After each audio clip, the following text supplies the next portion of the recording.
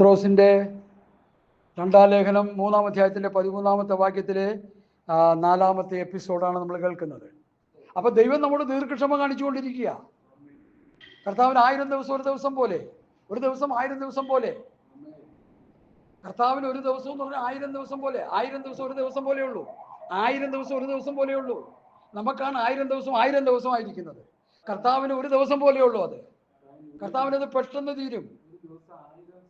1000 സംവത്സരം, അതെ, 1000 വർഷം കർത്താവിന് ഒരു ദിവസം.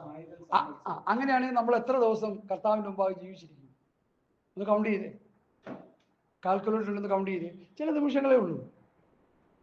നമുക്ക് തോന്നുന്നത് നമ്മൾ 70-80 വയസ്സ് വരെയൊക്കെ ജീവിച്ചിരിക്കുക. ദൈവമേ, ദൈവത്തിന് നമ്മൾ ചില നിമിഷങ്ങളേ ഉള്ളൂ ദൈവത്തിന് മുമ്പാകെ ജീവിച്ചിരിക്കുന്നത്. പുഴുക്കളാണ്. അതല്ലേ യാക്കോബ് പറഞ്ഞത്? അല്ലയോ പുഴുവായ യാക്കോബ്. പുഴുവാണെന്ന് യാക്കോബിന് മനസ്സിലായില്ല. ദൈവം പറഞ്ഞു കൊടുത്തു, പുഴുവായ യാക്കോബ്. ഇന്നത്തെ ആധുനിക മനുഷ്യൻ പറയും ഞാൻ എന്തോ സംഭവമാണ്. ഇല്ല, നീ പുഴുവാ. ചത്ത് കഴിഞ്ഞാൽ, ഞാൻ സാധാരണ എൻ്റെ പ്രസംഗ ഭാഷയെ പറയാറുണ്ട്, ചത്ത് കഴിഞ്ഞാൽ നിന്റെ അവകാശി പുഴുവാ. പിന്നെ ഹിന്ദുക്കൾ കൊണ്ടൊന്നും നല്ല കാര്യം ചെയ്യുക, ദയിപ്പിച്ചു കളയും. പുഴു തിന്നാൻ കൊടുക്കത്തില്ല. നല്ല കാര്യം, എനിക്ക് വലിയ ഇഷ്ടമാണ്. നമ്മളെ പിതാക്കന്മാരൊക്കെ ഇങ്ങനെ ചെയ്തു വന്നുകൊണ്ട് എന്ത് ചെയ്യാനാ? നമ്മൾ പുഴുവിന് തിന്നാൻ കൊടുക്കുന്നു, അവർ തീക്ക് തിന്നാൻ കൊടുക്കുന്നു. ഞങ്ങളടുത്തൊരു കേസ്, എനിക്കെതിരെ ഒരു കേസ് കൊടുത്തൊരു പുള്ളി. അപ്പോഴോട് ഞാൻ പറയേണ്ട പൊന്നു മാഷേ, നിങ്ങൾ ബഹളം വെക്കണ്ട. നിങ്ങൾ തീ പിടിക്കുന്നു, ഞങ്ങളെ പുഴുവും തിന്നു. എന്തിനാ നമ്മൾ തമ്മിത്തിട്ടുണ്ട്? പുള്ളിക്ക് ഭയങ്കര ഫീലായിപ്പോൾ കേട്ടപ്പോൾ. നിങ്ങൾ അഗ്നി വിഴുങ്ങും, എന്നെ പുഴുവും തിന്നു. പിന്നെ എന്തിനാ നമ്മൾ തമ്മിൽ തല്ലുന്നത്? കുറച്ച് നാളുള്ള സമാധാനത്തിൽ ജീവിച്ചു പോക്കൂടെ? പുള്ളിക്ക് ഭയങ്കര ഷോക്കായി അത് കേട്ടപ്പോൾ. അത് സത്യമല്ലേ? ഈ പുള്ളി ഇങ്ങനെ പറഞ്ഞിരിക്കുന്നു എന്ന് പറഞ്ഞ് കേസ് കൊടുക്കാൻ പറ്റുമോ? കേസ് കൊടുത്താൽ എന്നെ കൊണ്ടുവന്ന് പോലീസ് സ്റ്റേഷനിൽ നിർത്തിക്കഴിഞ്ഞാൽ അവിടെയും ചെന്ന് ഞാൻ ഇതല്ലേ പറയും, 2 സ്വത്രം പറഞ്ഞിട്ട് പറയും, സാറേ, ഹിന്ദുക്കളെ തീനാളങ്ങൾ വിഴുങ്ങുക ചെയ്യും, ഞങ്ങളെപ്പോലുള്ളവരെ പുഴുവും തിന്നുക ചെയ്യും. ഇനി വേറൊരു കൂട്ടരുണ്ട് പാർസികൾ, അവരെ വടക്കേന്ത്യയിലുള്ള പാർസികൾ, അവരെ പക്ഷിയും തിന്നും. ഇതാണ് എൻ്റെ ചെറിയ അറിവ്. ഇതിൽ കൂടുതൽ വേറെ ഏതെങ്കിലും നിലയിൽ മനുഷ്യൻ്റെ മാംസം ഏതെങ്കിലും നിലയിൽ പോകുന്നത് എനിക്കറിയത്തില്ല. ഈ 3 നിലയിലാണ് പോകുന്നത്. പിന്നെ എന്തിനാണ് സാറേ കിടന്ന് വഴക്കുണ്ടാക്കണമെന്ന് ഞാൻ പുള്ളിയോട് ചോദിച്ചതാണ്. അപ്പോൾ പുള്ളിക്കാരൻ ചോദിക്കും, പുള്ളി പറഞ്ഞ് ശരിയല്ലോടോ, പൊക്കോളെ കൊടുന്നു എന്ന് പറഞ്ഞ് പുള്ളി ഓടിച്ചു വിടുക കൊടുത്തു. അല്ല എന്താ നമ്മൾ പറയുന്നത് സത്യമല്ലേ ദൈവമക്കളെ? ഒരു മനുഷ്യന്റെ ആയുസ് 70-80 സംവത്സരം കഴിയുമ്പോൾ അവന് അഗ്നിനാളങ്ങൾ വിഴുങ്ങുന്നു, അല്ലെങ്കിൽ പുഴു നിന്ന് തീർക്കുന്നു, അല്ലെങ്കിൽ പക്ഷികൾ കൂട്ടത്തോടെ കടിച്ചു കീറി തിന്നുന്നു. പക്ഷിക്ക് കൊടുത്തിട്ട് ആൾക്കാർ ഒരു മലയുടെ മുകളിൽ കൊണ്ട് വെച്ചിട്ട് താഴെ നിൽക്കുന്നത്. ഇങ്ങനെ നിൽക്കാൻ നേരത്ത് കുറച്ച് എല്ലാം കഷ്ണം വന്ന് വീഴും. അയ്യോ, ഞങ്ങളുടെ അപ്പൻ്റെ എല്ലാം വന്ന് വീണ്. കുറച്ച് കഴിയുമ്പോൾ തലയോട്ടിയുടെ ഒരു ഭാഗം വന്ന്, അയ്യോ, ഇത് അപ്പൻ്റെ തലയോട്ടിയാണ് വന്ന് വീണ്. ഞാനൊക്കെയാണ് അതിനിപ്പോൾ അങ്ങ് പൊക്കളെ. കാരണം അപ്പൻ്റെ തലയോട്ടി എല്ലാം കുന്തമൊക്കെ കാണാൻ നമുക്കതിനുള്ള സഹനശക്തിയില്ല. കൊണ്ടേ വെച്ചിട്ട് അങ്ങ് പോയേക്കണം. പിന്നെ അപ്പൻ്റെ തലയോട്ടി വീണു, അപ്പൻ്റെ കാല് വീണു, കൈ വീണു, അപ്പൻ്റെ പല്ലിൻ്റെ അംശം വീണു എന്നൊക്കെ പറയേണ്ട കാര്യം എന്തിരിക്കുന്നു? ദൈവമക്കളെ, മനുഷ്യ ജീവിതം അത്രയേ ഉള്ളൂ. ഞാനൊരു പാട്ട് കൂടെ എടുത്തു വെച്ചിട്ടുണ്ട്. അതിൻ്റെ പകുതി ഭാഗം, അതിൻ്റെ ഭാഗം ഒരു ചെറിയൊരു ഈരടി എനിക്ക് പാടാൻ താല്പര്യമുണ്ട്. നിങ്ങൾക്ക് അറിയാമെങ്കിൽ ചേർന്ന് പാടുക. ഞാൻ നേരത്തെ എൻ്റെ മനസ്സിൽ ആ പാട്ട് വന്നതാ. ഹല്ലേലൂയ, സ്തോത്രം, സ്തോത്രം. തേടുവാൻ ജഡത്തിൻ സുഖം ഇപ്പോഴല്ല സമയം, സ്വന്ത നാട്ടിൽ ദൈവമോഹം കാണുകയത്രേ വാഞ്ചിതം. തേടുവാൻ ജഡത്തിൻ സുഖം ഇപ്പോഴല്ല സമയം, സ്വന്ത നാട്ടിൽ ദൈവമോഹം കാണുകയത്രേ വാഞ്ചിതം. സമയമാം രഥത്തിൽ ഞാൻ സ്വർഗയാത്ര ചെയ്യുന്നു, എൻ സ്വദേശം കാൺവതിനായി ഞാൻ തനി പോകുന്നു. ആകെയൽപ്പ നേരം മാത്രം എൻ്റെ യാത്ര തീരുവാൻ, യേശുവേ നിനക്കു സ്തോത്രം, വേഗം നിന്നെ കാണും ഞാൻ. ഭക്തനായ നാഗൽ സായിപ്പ് എഴുതി ട്യൂൺ ചെയ്ത മനോഹരമായൊരു ഗാനം. ഇത് ചാക്കാല വീട്ടിൽ പാടാൻ വേണ്ടി പെന്തക്കോസ്തുകാർ മാറ്റി വെച്ചിരിക്കുന്നു എന്ന് ഓർക്കുമ്പോൾ എനിക്ക് വലിയ സങ്കടമാണ്. ഞാൻ ജീവനോടെ ഇരുന്ന് ആരോഗ്യത്തോടെ ഇരുന്ന് ഞാനിതാ എൻ്റെ യാത്രയിലായിരിക്കുമെന്ന് ഞാൻ പാടും. എനിക്ക് എന്താ ഒരു കുഴപ്പമില്ല. എനിക്ക് മരണ വീട്ടിൽ മാത്രം പാടാൻ ഞാൻ ഉദ്ദേശിക്കുന്നില്ല. ഞങ്ങളുടെ സന്ധ്യാപ്രാർത്ഥനയിൽ ഈ പാട്ട് പാടാറുണ്ട്. ഇതുകൊണ്ട് നമ്മൾ ഇപ്പോഴും പാടിയത്. നമ്മുടെ യാത്ര തീർന്നുകൊണ്ടിരിക്കുന്നു എന്നൊരു ചിന്ത നമുക്കുണ്ടെങ്കിൽ നല്ലത്.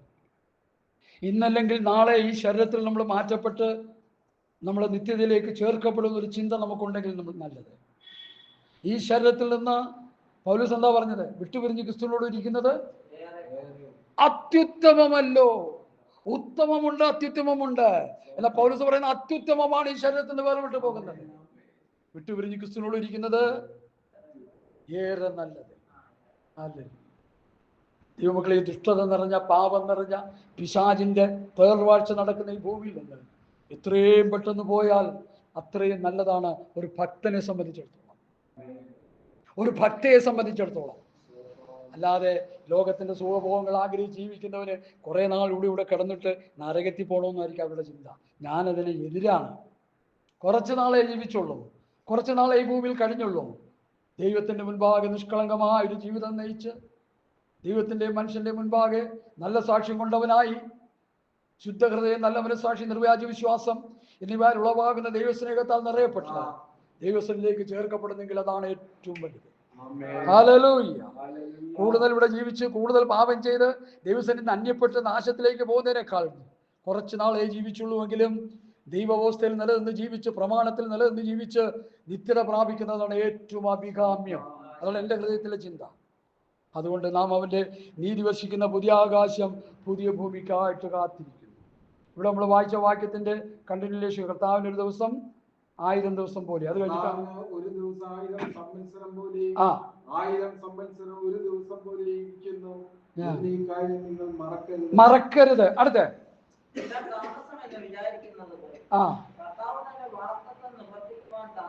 താമസിക്കുന്നില്ല.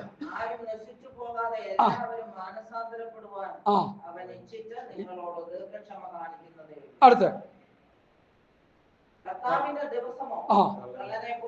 അവിടെ നിൽക്കട്ടെ കേട്ടോ മമ്മി. അവിടെ കഴിഞ്ഞിട്ട് നമുക്ക് വായിക്കണേ. കർത്താവിന്റെ ദിവസം കള്ളനെ പോലെ വരും. 1 തെസ്സലോനിക്കർ 5-ാം അധ്യായത്തിൽ അത് പറയുന്നുണ്ട്. കള്ളനെ പോലെ വരും. കള്ളനായിട്ടല്ല വരുന്നത്, ദിവസം. കള്ളനിപ്പോ വരും എന്ന് പറയും. ഇപ്പൊ നമ്മളെ കള്ളൻ ഇന്ന ദിവസം വീട്ടിൽ വരും എന്ന് പറഞ്ഞാൽ നമ്മള് കള്ളൻ നേരെ വന്ന് പോകത്തില്ല, അല്ലേ? നമുക്കറിയാം അതിൽ പ്രതിവിധി ചെയ്യാൻ. ഒന്നിൽ പോലീസിനോട് പിടിപ്പിക്കുകയോ അല്ലെങ്കിൽ കയ്യൂക്കുള്ളവനാണെന്നുണ്ടെങ്കിൽ വരുമ്പോൾ നല്ല കൈകാര്യം ചെയ്ത് വിടും. അങ്ങനെയാണ് മനുഷ്യന്റെ സ്വഭാവം. അത് എന്നാൽ കർത്താവിന്റെ വരവ് അതുപോലെ അപ്രതീക്ഷമായിട്ട് വരുന്നു. അപ്രതീക്ഷമായിട്ട് വരുന്നു. യാതൊരു മുന്നറിയിപ്പും ഇല്ലാതെ വരുന്നു. രക്ഷിക്കപ്പെട്ട് സ്നാനപ്പെട്ട് പരിശുദ്ധാംശം പ്രാപിച്ച് വിശുദ്ധിയിലും വേർപാടിനും ജീവിക്കുന്ന പെന്തോക്കോസ് സമൂഹമേ, കർത്താവിന്റെ വരവ് കള്ളനെ പോലെ വരുന്നു. ആ നാൾ കള്ളൻ എന്ന പോലെ നിങ്ങളെ പിടിപ്പാൻ നിങ്ങൾ ഇരുട്ടിലുള്ളവരല്ല. തെസ്സലോനിക്ക ലേഖനം. മനസ്സിലായോ? ഇരുട്ടിലുള്ളവരല്ല, നമ്മളെല്ലാം വെളിച്ചത്തിന്റെ മക്കൾ. കള്ളനെ പോലെ അപ്രതീക്ഷമായിട്ട് വരുന്നു. ഹല്ലേലൂയ. നമ്മൾ ഒരുങ്ങിയിരിക്കുന്നുണ്ടോ? ഉണർന്നിരിക്കുന്നുണ്ടോ? ഞാൻ കുറച്ച് മാസങ്ങൾക്ക് മുമ്പ് ഇവിടെ പ്രസംഗിച്ചൊരു ദൂത് ഇന്നലെ എൻ്റെ ഹൃദയത്തിൽ വന്നു. 15:52 പാസ് ഒന്ന് വായിച്ചേ. ഇംഗ്ലീഷും വായിക്കണം. അതിൻ്റെ 1 കൊരിന്ത്യർ 15:52. 51 വായിച്ചോ വേണമെങ്കിൽ. 51 വായിച്ചോ. അമ്മമ്മ ഈ വാക്യത്തിന്റെ കണ്ടിന്യൂഷൻ വായിക്കണേ. കൺക്ലൂഷനിലേക്ക് വരുന്ന അതിലേക്കാണ്. 1 കൊരിന്ത്യർ 15:51 വായിക്കാം. ഇതൊക്കെ മരണ വീട്ടിൽ വായിക്കാൻ വേണ്ടി പാസ്റ്റർമാർ മാറ്റിയിട്ടിരിക്കുന്ന വാക്യങ്ങളാണ്. ഞാനിത് വിശുദ്ധന്മാരിരിക്കുന്ന കൂട്ടത്തിൽ തന്നെ അങ്ങ് വായിക്കും. എനിക്കതാ സന്തോഷം. ഹല്ലേലൂയ. 51 മുതൽ. മിസ്റ്ററി, ഞാനൊരു മർമ്മം നിങ്ങളോട് പറയാം.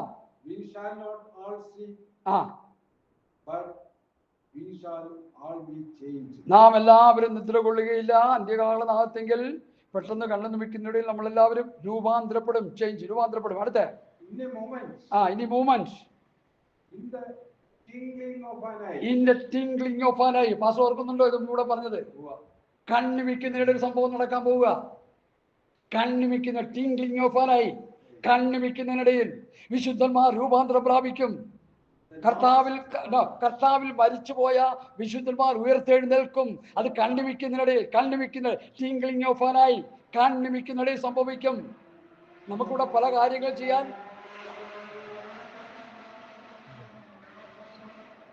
വല്ലാത്ത പോരാട്ടം. കുഴപ്പമില്ല. സ്വത്രം. അതൊരു പിശാചിന്റെ പോരാട്ടം. Tingling of an I. അവസാനം അന്ത്യകാഹളനാദത്തിങ്കൽ കാഹളനാദം.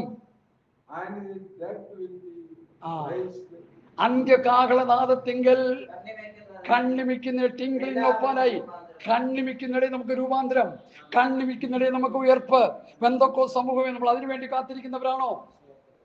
ഈ വചനം ഇങ്ങനെ ധ്യാനിച്ചുകൊണ്ടിരുന്നപ്പോൾ ഈ വചനം എൻ്റെ ഹൃദയത്തിൽ കയറി വന്നു. കണ്ണിമിക്കുന്നതിനിടയിൽ ഇസ്രായേൽ മക്കളോട് പുറപ്പാടിൻ്റെ സമയത്ത് ദൈവം അവരോട് പറഞ്ഞു, പുറപ്പെടാനുള്ള സമയമായി, ഇപ്പം എന്ത് ചെയ്യണം എന്നാണ് പുറപ്പെടാനുള്ള സമയത്തിലുള്ള ഒരു ഒരു ഒരു ടേംസ് ആൻഡ് കണ്ടീഷൻ പറഞ്ഞത്. അരമുറുക്കുക, ചെരുപ്പിടുക, പിന്നൊന്ന് കയ്യിൽ വടി പിടിക്കണം. വടി പിടിച്ച് അരമുറുക്കി ചെരുപ്പിട്ട് അപ്പം പിന്നെ ഈ മാവ് പുളിച്ചു വാരിക്കാൻ തോളിലോട്ട് കെട്ടിയിടണം. ബാക്കി വന്നതൊക്കെ ഇതൊക്കെ ചെയ്തിട്ട് എന്ത് ചെയ്യാം? ഒരുക്കത്തോടെ കാഹളം ധരിക്കുമ്പോൾ എന്ത് ചെയ്യണം? പുറപ്പെട്ടു. 430 സംവത്സരം അബ്രഹാമിന്റെ കൊച്ചുമക്കളായ ഇസ്രായേൽ മക്കളോട് ദൈവം പറഞ്ഞ വ്യവസ്ഥിതിയാണ്. കയ്യിൽ വടി പിടിച്ച് അരമുറുക്കി ചെരുപ്പിട്ട് യാത്രയ്ക്ക് വേണ്ടി ഒരുങ്ങിയിരിക്കണം. കാഹളം ഉദാഹരണെടുത്ത് ചെരുപ്പ് എവിടെ പോയി? അയ്യോ അരമുറുക്കില്ല, ബെൽറ്റ് എവിടെ പോയി? അയ്യോ ആ മാവ് എടുത്തില്ലല്ലോ. ഒരു പരിപാടി നടക്കത്തില്ല. പക്ഷേ കണ്ണിമിക്കുന്നിടയിൽ നടക്കുന്ന സംഭവമാണ്. ഒരുക്കം നല്ലവണ്ണം പൂർത്തീകരിച്ചിട്ട് കൈവിടപ്പെട്ടു പോകും. ഈ പ്രസംഗിച്ചുകൊണ്ടിരിക്കുന്ന സാമ്പാസനം ഗതി അത് തന്നെയാണ്. കണ്ണിമിക്കുന്നതിനിടയിൽ നടക്കുന്ന സംഭവം ടിംഗ്ലിംഗ് ഓഫ് ആൻ ഐ. എൻ്റെ ഹൃദയത്തിൽ കയറിയിരിക്കുന്ന ഒരു വിഷയമാണ്. കണ്ണിമിക്കുന്നതിനിടയിൽ നമുക്ക് ഞാൻ ചോദിക്കട്ടെ, ഇവിടെ നിന്ന് നിങ്ങൾ എറണാകുളം വരെ യാത്ര ചെയ്യാൻ പോവാണ്. നാളെ യാത്രയെന്ന് പറഞ്ഞാൽ വൈകുന്നേരം പച്ചാ ബാഗൊക്കെ എടുത്തോ, കാര്യങ്ങളൊക്കെ എടുത്തോ, അവിടെ ഇന്ന വീട്ടിൽ പോകണ്ടേ, എന്തെങ്കിലുമൊക്കെ ചെയ്യണ്ടേ, എല്ലാം ഒരുക്കത്തോടെയല്ലേ പോകുന്നത്. അത് അവിടെ ചെന്നിട്ടാണോ അയ്യോ ഇവിടെ വന്നപ്പോൾ ഇതൊക്കെ ആയിപ്പോല്ലോ, മറന്നുപോയില്ലോ. എല്ലാം ഒരുങ്ങി കാത്തിരിക്കും.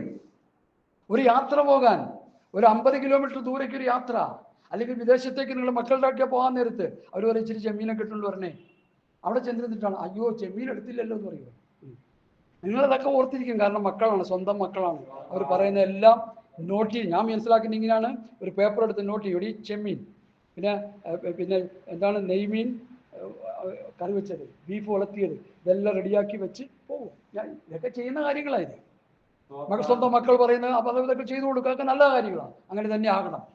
അതെല്ലാം നമ്മൾ കൃത്യമായിട്ട് ചെയ്യും. കർത്താവിൻ്റെ വരവിനുള്ള ഒരുക്കം വരുമ്പോഴോ അയ്യോ വടി എവിടെ, അയ്യോ ചെരുപ്പ് എവിടെ, അരമുറുക്കിയില്ലല്ലോ, ചെരുപ്പിട്ടില്ലല്ലോ, വടി എവിടെ പോയി, ഒരുങ്ങിയില്ലല്ലോ, പറയാൻ പറ്റുമോ? ഇസ്രായേൽ മക്കൾ അങ്ങനെ ചെയ്തു എന്നാ പറയുന്നേ.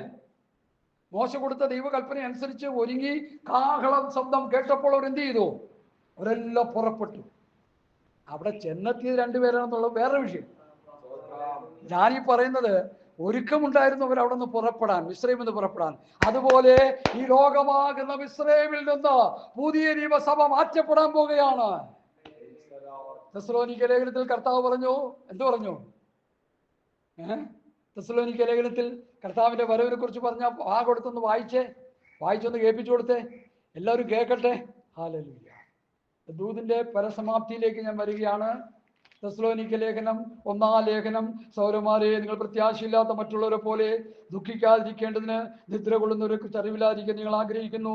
യേശു മരിക്കുകയും ജീവിച്ചെഴുന്നേൽക്കുകയും ചെയ്തു എന്ന് വിശ്വസിക്കുന്നുവെങ്കിൽ അങ്ങനെ തന്നെ ദൈവം നിദ്ര കൊണ്ടവരെയും യേശു മുഖാന്തരം അവനോട് കൂടി വരുത്തും.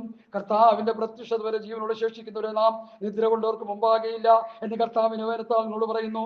കർത്താവ് താൻ ഗംഭീരനാദത്തോടും പ്രധാന ദൂതന്റെ ശബ്ദത്തോടും ദൈവത്തിന്റെ കാഹളത്തോടും കൂടി സ്വർഗത്തിൽ നിന്ന് ഇറങ്ങി വരികയും ക്രിസ്തുവിൽ മരിച്ചവർ മുമ്പ് നിൽക്കുകയും പിന്നെ ജീവനോട് ശേഷിച്ചിരിക്കുന്ന നാം അവരോട് ഒരുമിച്ച് ആകാശത്തിൽ കർത്താവിനെതിരേൽപ്പാൻ മേഘങ്ങളിൽ എടുക്കപ്പെടും. ഇങ്ങനെ നാം എപ്പോഴും കർത്താവിനോട് കൂടി ഇരിക്കും. ഈ വചനങ്ങളെ കൊണ്ട് അന്യോന്യം ആശ്വസിപ്പിച്ചു കൊള്ളുവീൻ. മരണ വീട്ടിൽ ശവം കൊണ്ടുവന്ന് കുളിപ്പിച്ച് കിടത്തി മൂക്കിൽ പഞ്ഞിയും വെച്ച് തലമുടി ഒരു കെട്ടും കെട്ടി കൈയും കൂട്ടിക്കെട്ടി കാലും കൂട്ടിക്കെട്ടി പറയുന്ന വചനമല്ല ഇത്. ജീവനോടെ വെച്ച് ദൈവമക്കളോട് ഈ വചനം പ്രസംഗിച്ച് അവരെ കേൾപ്പിച്ച് പ്രത്യാശ കൊണ്ട് അവരുടെ ഹൃദയത്തെ നിറയ്ക്കണം. അതിനാണ് ദൈവം അന്വേഷിച്ചത്.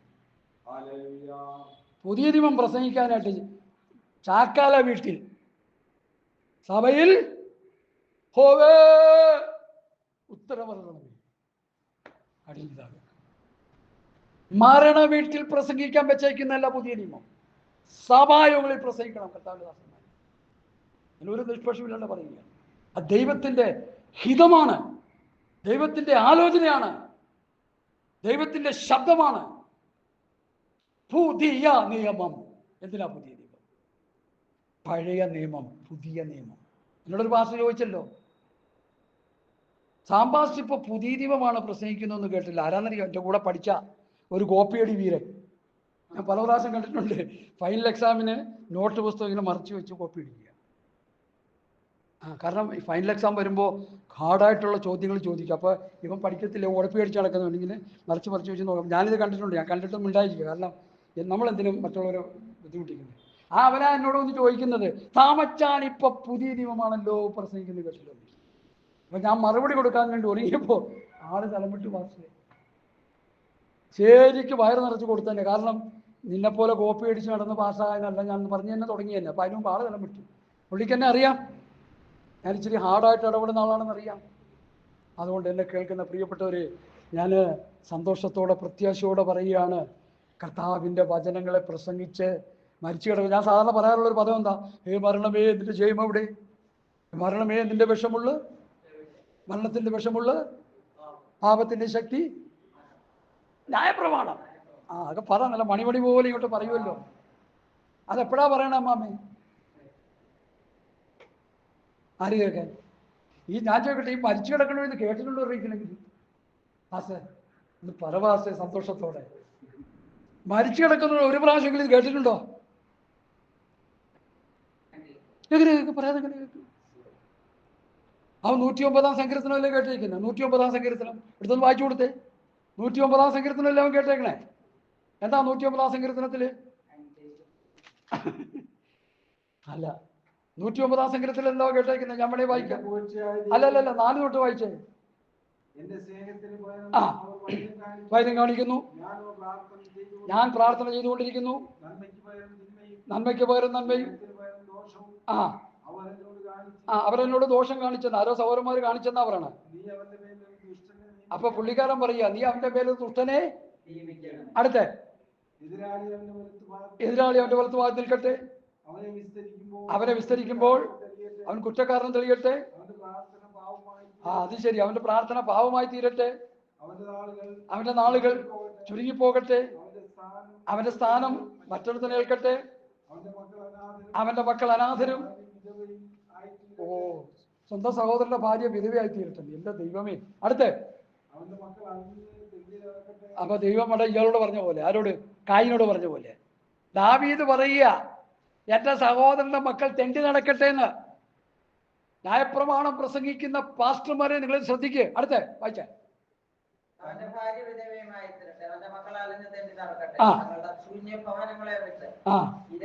അപ്പൊ വീടൊക്കെ വിട്ട് ഇറങ്ങി നടന്നോട്ടെ. അടുത്ത എന്റെ ദൈവമേ. അടുത്ത കൊള്ളയിടട്ടെ. അടുത്ത ഉണ്ടാകരുത്. അടുത്ത കൃപ തോന്നരുത്. അടുത്ത മറിയാമാമ, നീ വായിക്കേണ്ട അറിയോ? നീ കേൾക്കാനുള്ള സകല ശക്തി എനിക്കില്ല. അവന്റെ സന്തതി മുടിഞ്ഞു പോട്ടെ. കർത്താവ് പറഞ്ഞത്, നിങ്ങളുടെ ശത്രുക്കളെ ഇവിടെ മുടിഞ്ഞു പോട്ടെ. നീ പുള്ളി ഒരു കാത്തിരിപ്പിനെ കുറിച്ച് പറഞ്ഞത് കൂടി ഇന്നലെ എൻ്റെ ഹൃദയത്തിൽ കർത്താവ് തന്നോട് പറഞ്ഞേക്കാൻ പറഞ്ഞു. 40 സങ്കീർത്തനം ഞാൻ വായിക്കാം. ഞാൻ യഹോവയ്ക്കായി കാത്തിരുന്നു, അവനെങ്കിലേക്ക് ചാഞ്ഞെന്റെ നിലവിളി കേട്ടു. നാശകരമായ കുഴിയിൽ നിന്നും കുഴഞ്ഞ ചേറ്റിൽ നിന്ന് അവൻ എന്നെ കയറ്റി, എൻ്റെ കാലുകളെ ഒരു പാറമേൽ നിർത്തി, എൻ്റെ ഗമനത്തെ സ്ഥിരമാക്കി. അവൻ എൻ്റെ വായിൽ പുതിയൊരു പാട്ട് തന്നു, നമ്മുടെ ദൈവത്തിന് സ്തുതി തന്നെ. അപ്പൊ യഹോവയ്ക്ക് വേണ്ടി കാത്തിരുന്നു.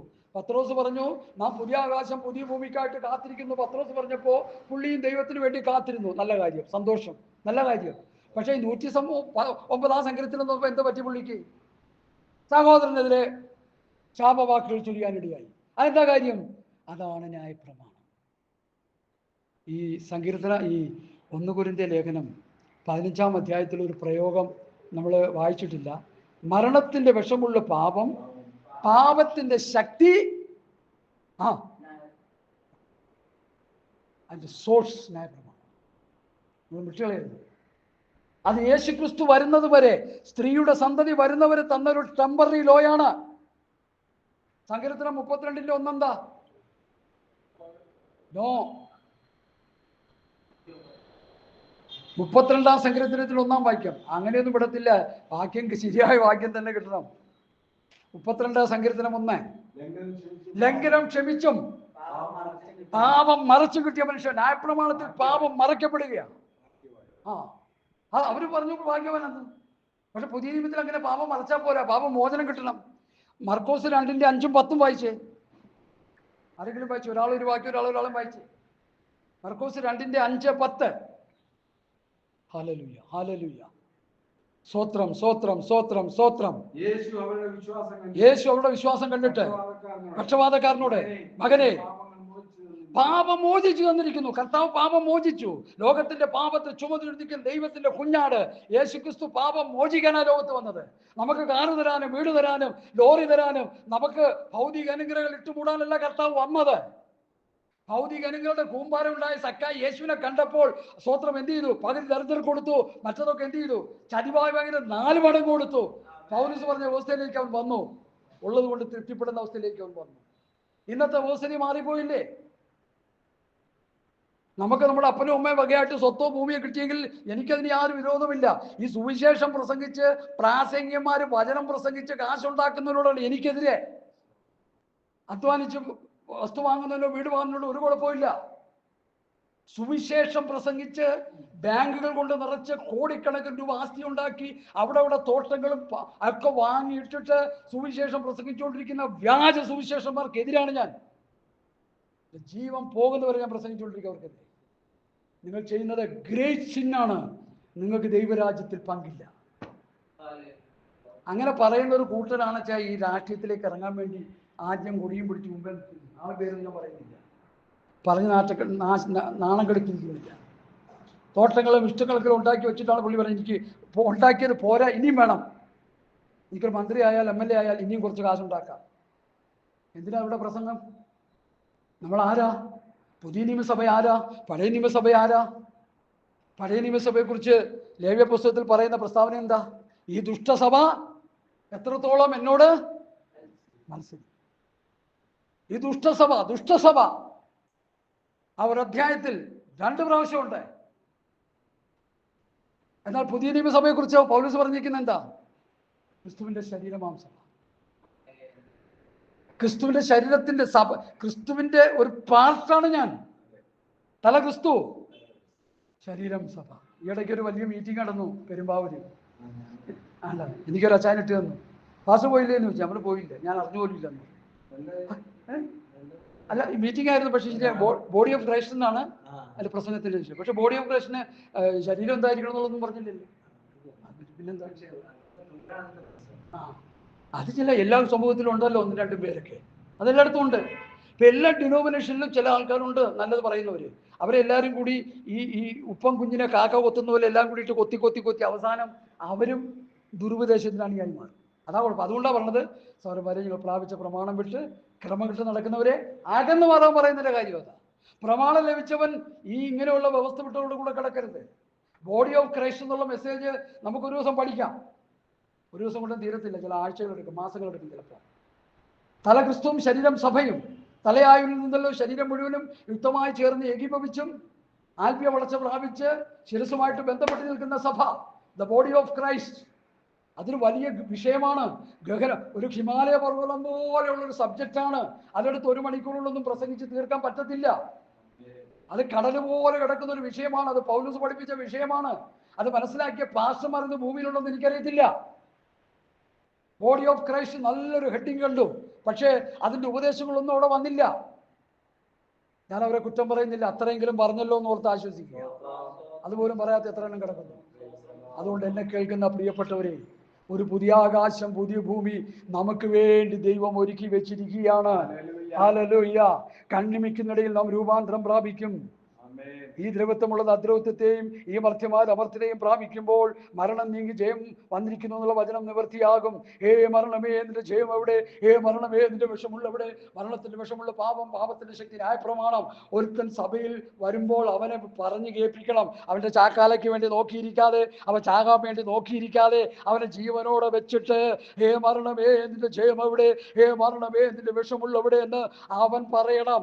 മരിച്ചു കിടക്കുന്നവൻ മരിക്കുന്നതിന് മുമ്പ് ഈ വാക്യം പറഞ്ഞ് പ്രത്യാശ നിർഭരമുള്ള ഒരു ക്രിസ്ത്യ ജീവിതം അവൻ നയിക്കണം. അതിന് തക്കവണ്ണം നമ്മളവനെ പ്രബോധിപ്പിച്ച് നമ്മളവനെ ആത്മീകനാക്കണം. അതാണ് എൻ്റെ പക്ഷം. അല്ല, എനിക്ക് വേറെ പ്രശ്നമൊന്നുമില്ല. ഇതില്ലാതെ കത്ത് കഴിയാൻ നേരത്ത് മരണമേ നിന്റെ ജയമോടെ അവന് വേറൊരാളെ പറഞ്ഞോണ്ട കാര്യമൊന്നും.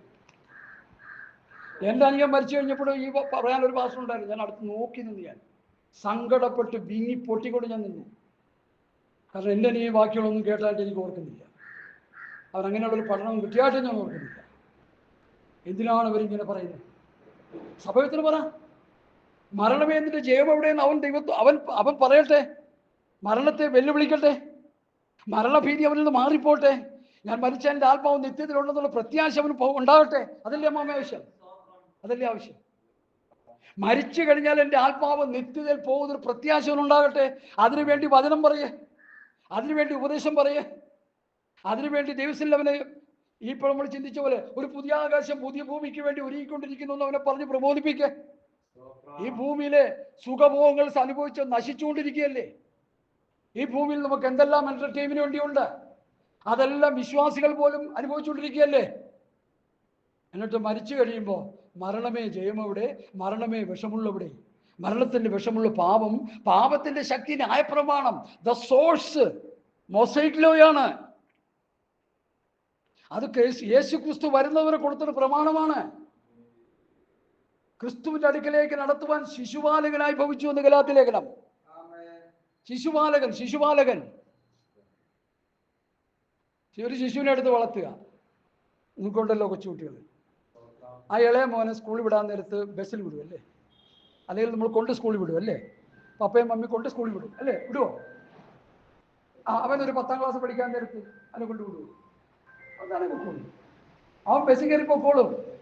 അവൻ സൈക്കിൾ കൊടുത്ത് ചവിട്ടി പൊക്കോളും. അതുപോലെ യേശുവിന്റെ അടുക്കൽ നടത്തുവാൻ ശിശുപാലകനായി ഭവിച്ചു ന്യായപ്രമാണം. യേശുവിന്റെ അടുക്കൽ വന്ന് യേശുവിനെ കർത്താവായി രക്ഷിതാവായി സ്വീകരിച്ച് പിതാവിന്റെ പുത്രനെ പരിശുദ്ധമായി സ്നാനപ്പെട്ട് കർത്താവിന്റെ ആത്മാവിനെ പ്രാപിച്ച് കർത്താവിന്റെ പ്രമാണം പത്യവചനം ജീവിച്ച് വിശുദ്ധിയിലും വേർപാടിലും കർത്താവിന്റെ വരവിന്റെ പ്രത്യാശ ഹൃദയത്തിൽ ഉൾക്കൊണ്ട് മുൻപോട്ട് പോകുമ്പോൾ പിന്നെ അവന് ന്യായപ്രമാണം വേണോ? വേണ്ട. തമ്മിൽ ഭാരങ്ങളെ ചോപ്പിൻ, ഇങ്ങനെ ക്രിസ്തുവിന്റെ ന്യായപ്രമാണം നിവർത്തിപ്പിൻ. നാം അവന്റെ നീതി വസിക്കുന്ന പുതിയ ആകാശം പുതിയ ഭൂമിക്ക് വേണ്ടി കാത്തിരിക്കുക. അവർക്ക് വേണ്ടിയുള്ള ദൂതായത്. ന്യായപ്രമാണത്തിൽ കിടന്ന് തലകുത്തി പറയുന്നവർക്ക് വേണ്ടിയുള്ള ദൂതല്ല. പുതിയ ആകാശം പുതിയ ഭൂമിയിൽ ക്രിസ്തുവിനോടൊപ്പം നമുക്ക് ആയിരിക്കാൻ കഴിയും. അവന്റെ മുഖം കണ്ടവനെ ആരാധിക്കും. സ്വർഗത്തിൽ ചെല്ലുമ്പോൾ എന്താണ് അവിടെ വേല എന്നിപ്പോ പലരും പഠിച്ചുകൊണ്ടിരിക്കുക. ഞാൻ പറഞ്ഞു, നിങ്ങൾ പഠിച്ച് തലയൊന്നും പുണ്ണാക്കണ്ട. പുസ്തകം എന്താ പറയുന്നത് നിങ്ങൾ ശ്രദ്ധിച്ചാൽ മതി. രാപ്പകൽ അവനെ ആരാധിക്കുമെന്ന് പുസ്തകം പറയുന്നെങ്കിൽ നിങ്ങൾ അവനെ ആരാധിക്കും. ഇവിടെ ആരാധിക്കാൻ അവിടെ പോയിട്ട് എന്നെ ആരാധിക്കാൻ. ഇവിടെ വെറ്റിലയിൽ ചുണ്ണാമ്പ് തേച്ചുകൊണ്ടിരിക്കുന്ന ഇങ്ങനെ യേശു മാറാത്ത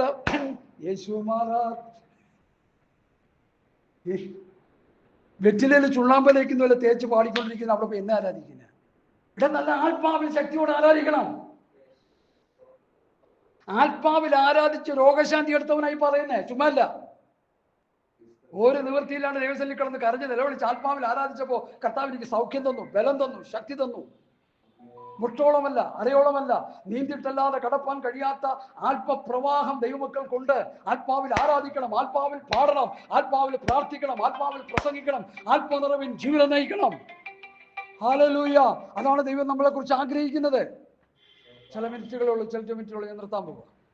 അതുകൊണ്ട് എന്നെ കേൾക്കുന്ന പ്രിയപ്പെട്ടവരെ, നാം അവന്റെ പുതിയ ആകാശം പുതിയ ഭൂമിക്ക് വേണ്ടി കാത്തിരിക്കുകയാണ്. അത് കൺക്ലൂഷനിലേക്ക് വന്നങ്ങോട്ട് നിർത്തട്ടെ ഞാൻ. സ്തോത്രം. Hallelujah, hallelujah, hallelujah. അതിന്റെ ബാക്കി അടുത്ത മാസം നമ്മൾ ചിന്തിക്കുന്നതായിരിക്കും. ഹല്ലേലൂയ, സ്തോത്രം, സ്തോത്രം, ഹല്ലേലൂയ. ഇതിന്റെ പ്രസംഗത്തിന്റെ ബാക്കി ഭാഗം അടുത്ത മാസത്തെ ക്ലാസ്സിലേ തീരത്തുള്ളൂ. കാരണം ഒത്തിരി സബ്ജക്റ്റ് ഇനിയും കിടപ്പുണ്ട്. കണ്ണുകളടയ്ക്കാൻ നമുക്ക് പ്രാർത്ഥിക്കാം.